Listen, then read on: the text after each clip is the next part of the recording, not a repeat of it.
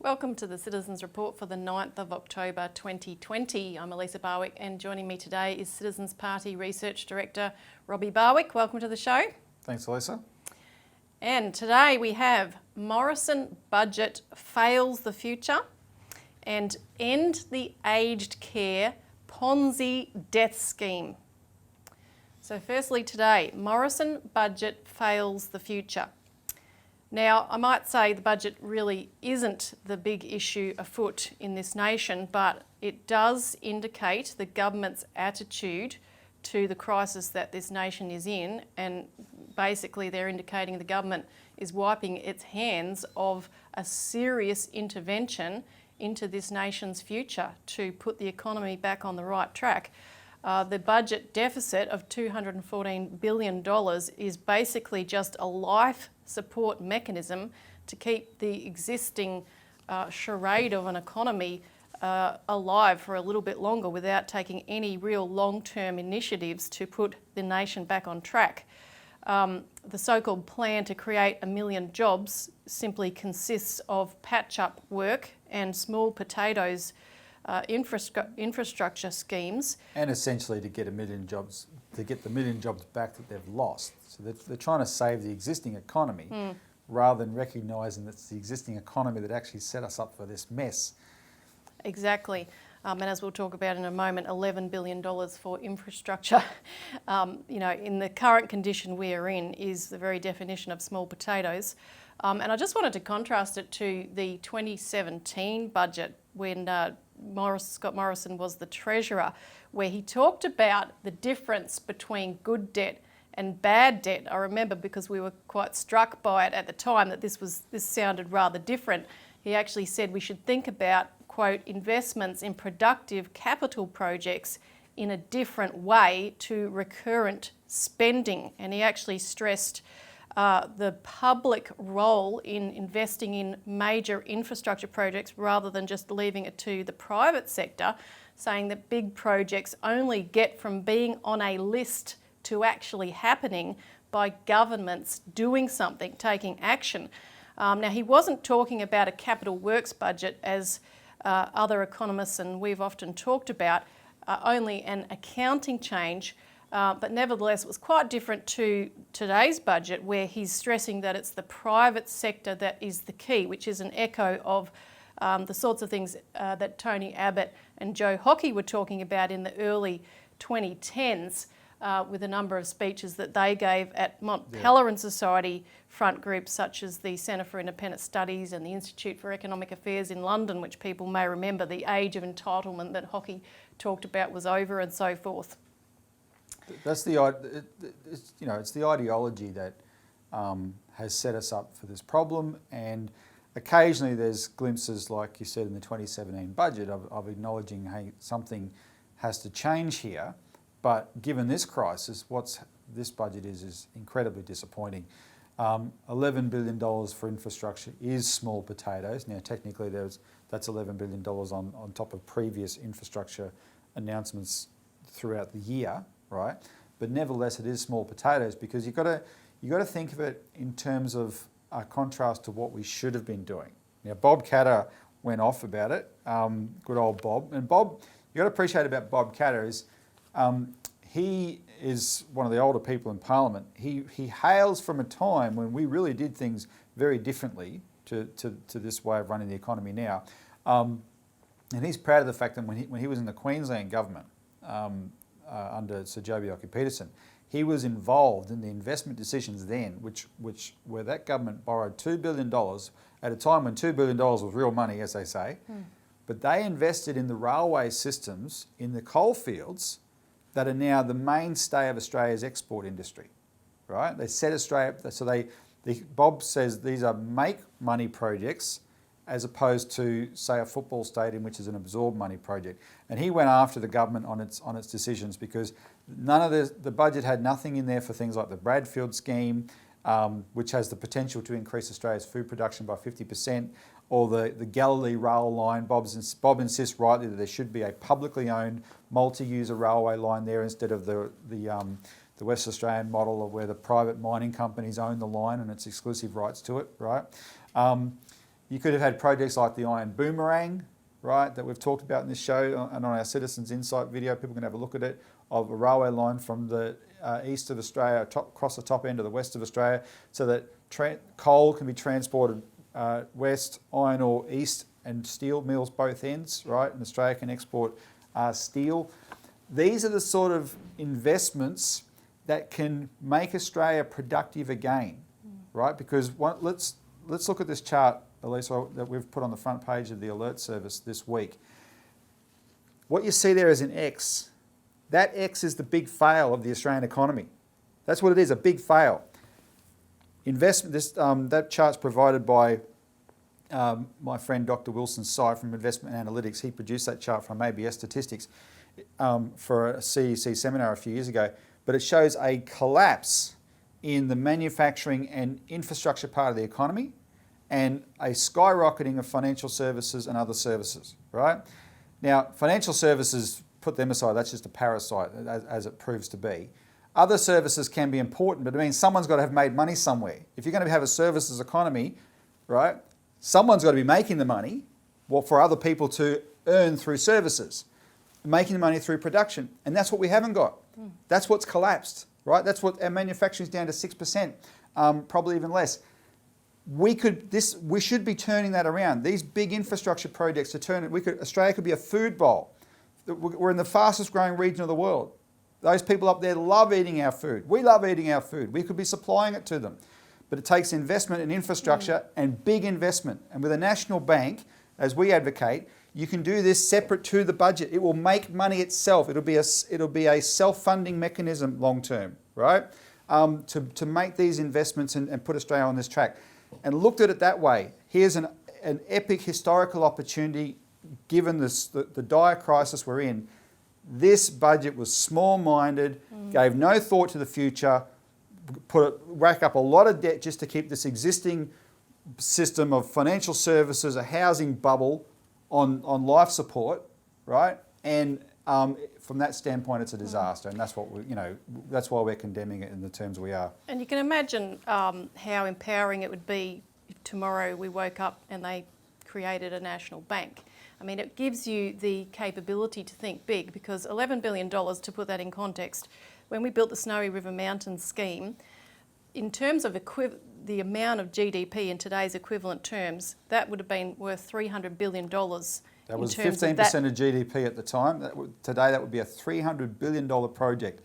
Would little Joshy Frydenberg have the guts in this context to announce a $300 billion project?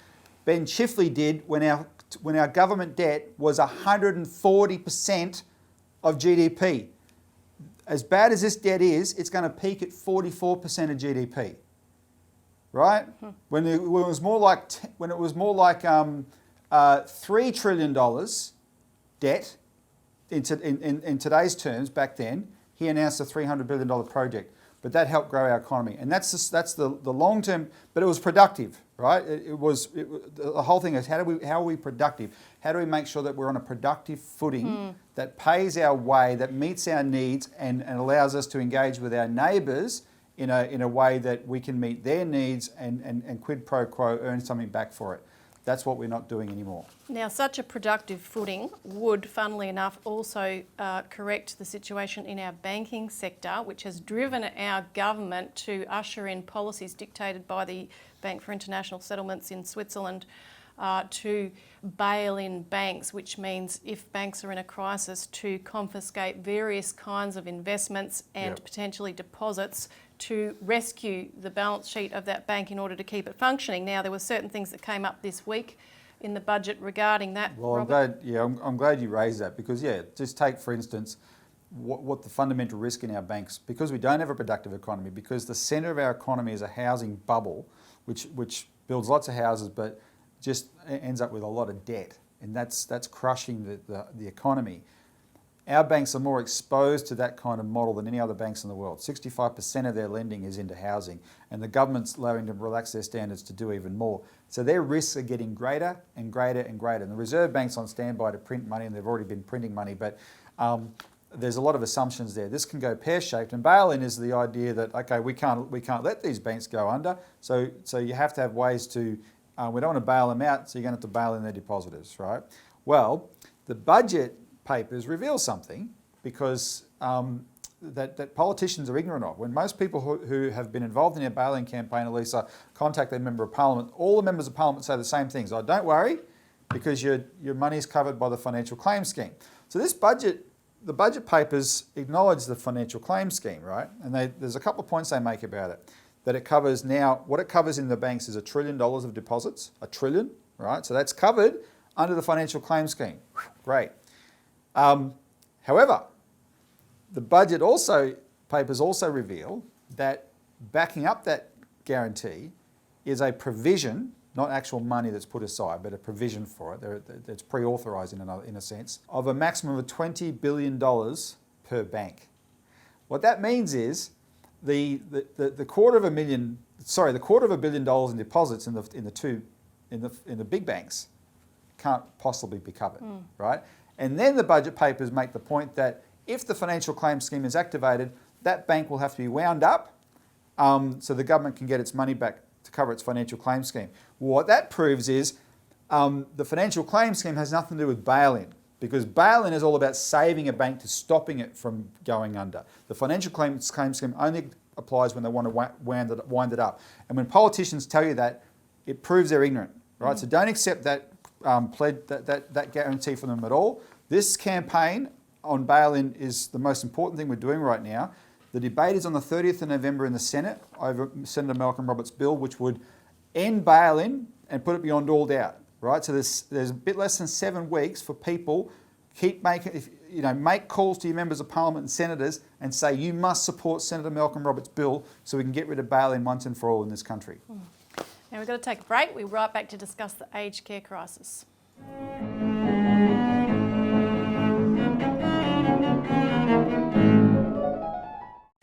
Welcome back to the Citizens Report. End the aged care Ponzi death scheme. So we want to talk about the crisis in aged care, which has been ongoing for some time, and basically the situation we have is that the aged care sector is a really valuable insight into the failed model of neoliberal economics, which is a failed experiment. And in terms of the shifts that have taken place in aged care, one of the things you notice reading various reports is the shift to describing aged care as a market and describing our elderly as consumers or customers provided with choice within that marketplace and so forth. It's just absolute nonsense. And so many evils were perpetrated in the last 2 or 3 decades, Elisa, under the cover of offering so-called choice. And we've been an extreme example, perhaps one of the worst in the world, because you see the fact out of various figures that the Saturday paper reported recently that Australian aged care operators make on average 4 times the profit of their overseas counterparts. And one of the reasons for that is that private operators have become dominant, have swallowed up smaller operators. They make 10% higher profits than public healthcare operators. And this is because of deregulation, and we've written about this in the Australian Alert Service, which you can contact us for copies of the relevant articles and find them on our website. So from the 1970s through the 1980s, I wrote an article about how outsourcing became the key thing. So all of the critical functions of government were handed to the private sector through a series of royal commissions, commissions of audit, budget reviews. The public sector was basically stripped. And in terms of aged care, this came to a head in the 1997 Aged Care Act of John Howard, which stripped the necessity to have at least 1 registered nurse on duty at all times within aged care facilities, as well as other additional assistant nursing ratios and so forth. That was furthered by the Productivity Commission review under Julia Gillard in 2011. But I referenced in the earlier segment about Joe Hockey and Tony Abbott giving speeches at various Mont Pelerin Society neoliberal events, and I wanted to quote Joe Hockey because he praised the series of economic reforms in the 1980s and 90s. This is what he told a Centre for Independent Studies speech on the 8th of November 2013. by both sides of politics. He said these lessened government control and regulation and unleashed the power of the private sector and the market. He said wealth and prosperity are created by the private sector and basically governments must get out of the way and leave them to it. He said Canberra must become a facilitator for private sector growth. Yeah, one of the things I like to say, Elisa, is governments don't create jobs, only the private sector creates jobs. And it's this kind of crazy ideology, whereas on the face of it, it's obviously not true. Right? Of course governments create jobs and the private sector creates jobs, but don't... Yeah.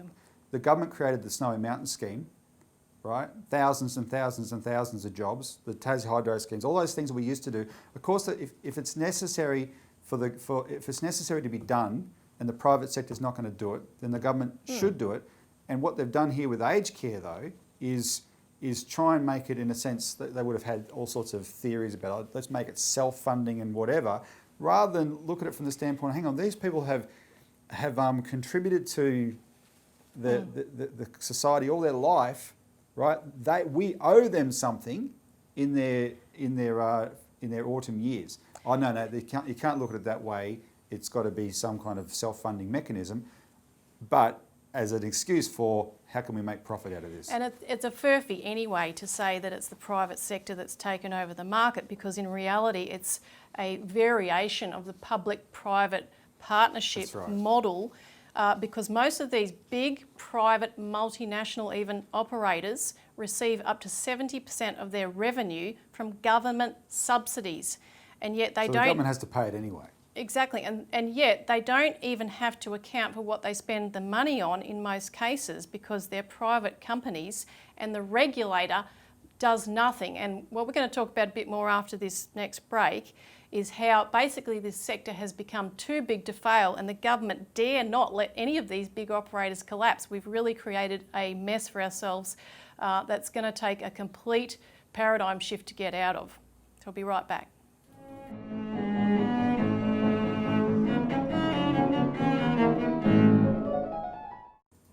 Welcome back to the Citizens Report, where we're talking about ending the aged care Ponzi scheme.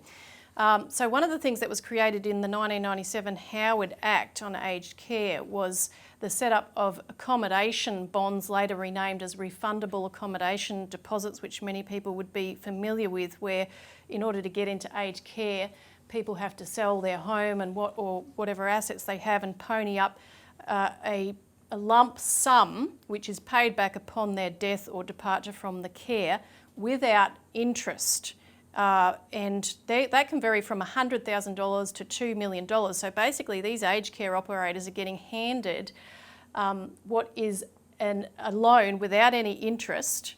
They don't have to pay interest on it. So what they do, and they set up this convoluted structure where they basically have a second shell company of sorts that takes that money, invests that money and claims all the profit, so that the existing operator can operate at a loss, and the shell company is making, mega bucks by investing this money and only having to repay it without interest at the end. And it's guaranteed by the government. Exactly. So the operator is not having to pay tax, and the Tax Justice Network Australia did an investigation into this a few years ago. Big operators like UK's Bupa and Opal, which is half owned by AMP Capital, are making a mint out of this. In fact, a report that was prepared for the Aged Care Royal Commission argued that the current model favours more sophisticated providers who have the necessary financial acumen to manage diverse portfolios and capital structures. And what this basically amounts to is a Ponzi scheme where, they're getting in these accommodation bonds, and as long as they keep having new customers come in as the old ones die, they can continue that existing model. However, of course, the COVID crisis has made that very difficult to maintain. There's no one new coming into aged care. But a February 2020 report betrayed the fact that the model was already collapsing, and a third of the operators were in financial stress due to economic conditions, horror stories about the aged care system coming out of the Aged Care Royal Commission and so forth. The government had actually already had to, as you said, their guarantor, so they had already paid out $43 million of bond refunds from 2006 until the beginning of this year. And then since the COVID crisis struck, a further $1 billion has been wiped out. And that's what I mean when I say this has become too big to fail. Basically, the government and the regulator have refused to crack down on this because they would have to come in and pony up the money to cover these losses. Now, if you think that home care is an option, if you're horrified by this, some people say, well, you know, you can get home care coming into your own home. Well, that's true, and you can get government packages that cover that for you. However, there's 100,000 people on the waiting list to receive those packages, and they are administered by private operators who take up to 70% of the income you should be receiving to care for your loved one. So that private middleman is making the profit on it. But I'll show you, I'll run this clip because on Sky News they had, after the budget, Ian Henschke, the National Seniors Australia Chief Advocate, talking about the money allocated in the budget. And as he points out, this is not going to do anything. It's a pittance what they've put in the budget towards this. And as he said, 10,000 people died last financial year on this waiting list, waiting for their assistance package. You've had a bit more time to pick through the detail of the budget. Let's start off with your reaction to it. Well, I suppose the number one thing that struck me was last night they said there were 23,000 more home care packages. Now, we should just remind people that an aged care Royal Commission was called to fix the problems in a broken system, and the Prime Minister gave his assurance almost as his first act as the new Prime Minister that he was going to restore faith in the system. So when I heard the 23,000 packages, I thought, well, that's going to clean up the wait list that's there at the moment, because there are people waiting and dying while they're waiting. 10,000 people died last financial year waiting. So you'd think, well, the bare minimum, you would have at least 10,000, 23,000. I thought, this is great. Then you have a look at it, and guess what? It's over 4 years. So 23,000 over 4 years means that you've actually given fewer than 6,000 extra packages a year. So that's a long way short. A long, long way short. And this is not about numbers, though. When you throw these numbers around, you lose fact that this is about people's lives. And I mean, we talk to people all the time who are waiting for packages, and these packages don't come. And they're at home looking after someone with a terminal illness, they're looking after someone who's got dementia, they're frail, they're in their last stages, the stress on that family. I had a text this morning from someone who'd been waiting for a package, and that person's just simply written, is this another example of a Royal Commission where they're going to ignore the findings?